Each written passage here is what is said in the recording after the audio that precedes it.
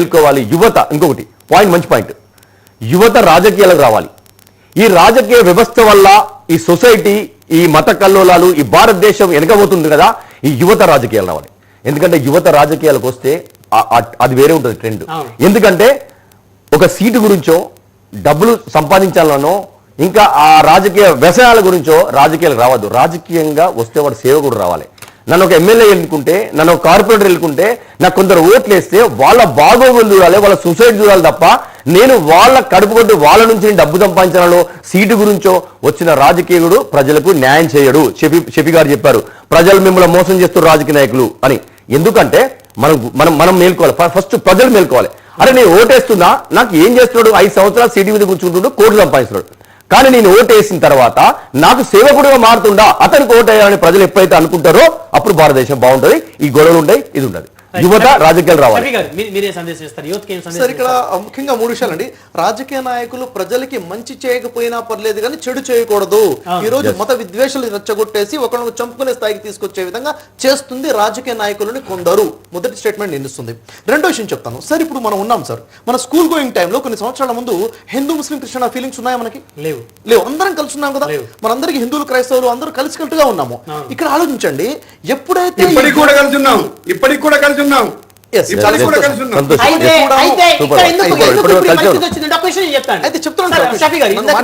మనం school going టైంలో ఇలాంటి పరిస్థితులు లేవు. ఆ రోజు ఎక్కడన్నా ఒక దేవాలయం మీద దాడి జరిగినా, ఒక చర్చి మీద దాడి జరిగినా, ఒక మసీదు మీద దాడి జరిగినా ఆ గ్రామం వరకు, ఆ పోలీస్ స్టేషన్ పరిధి వరకు ఆ అంశం ఉండేది. కానీ ఈ రోజు ఎక్కడ దాడి జరిగినా అది సోషల్ మీడియాలో వార్త దవానంలో వ్యాపిస్తా ఉంది.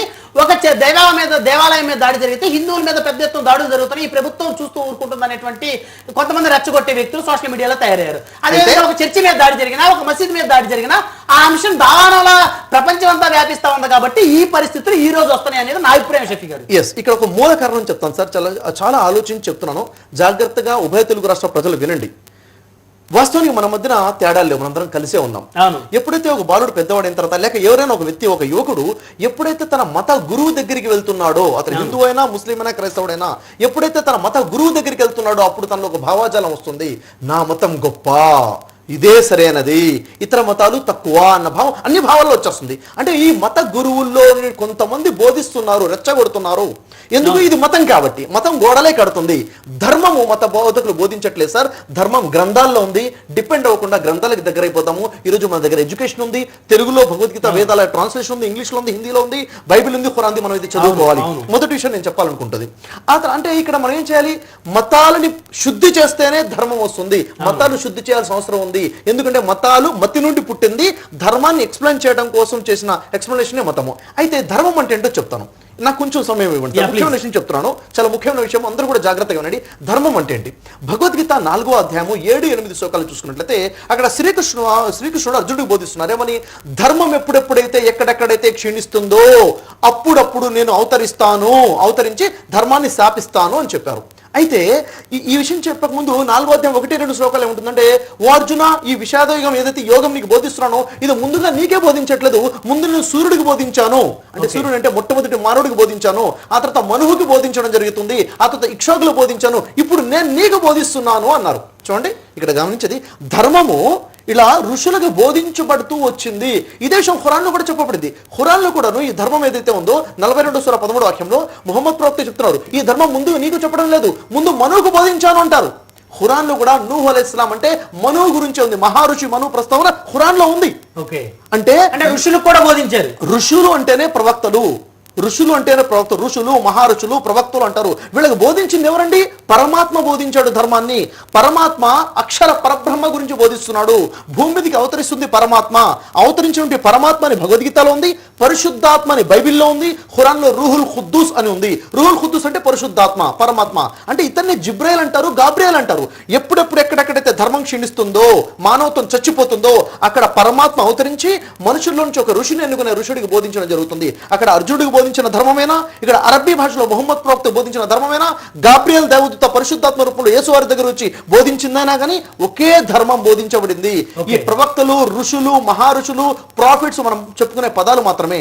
అయితే ఇక్కడ మనం సనాతనంగా ఉన్న ధర్మం అదే ధర్మం అండి. ఈరోజు ఖురాన్లో ఏముంది ధర్మం అంటే? అరబ్బీ భాషలో ఉన్నది సనాతన ధర్మమే. అరబీ భాషలో సనాతన ధర్మం బోధించబడింది. ఖురాన్లో క్లియర్ గా చెప్పబడింది జాలిక దీనుల్ ఖయ్యీమ్ అని చెప్పడం జరిగింది. ఇది సనాతన ధర్మము అన్నారు. సనాతనం అంటే సనాతనంగా చెప్పబడిన ఆ శ్రీకృష్ణుడు ఏదైతే బోధించారో, ఆ పరమాత్మ ఏదైతే బోధించారో. చూడండి, పరమాత్మ అంటే శ్రీకృష్ణుడిని భరద్గురు అంటామా, జగద్గురు అంటామా? భరద్గురు కాదు, జగద్గురు. జగత్తులో, పూర్తి భూభాగంలో, జగత్తులో ఎక్కడెక్కడ ధర్మం క్షీణించినా అక్కడక్కడికి వచ్చి వారి భాషల్లో సందేశం అందించడం జరుగుతుంది.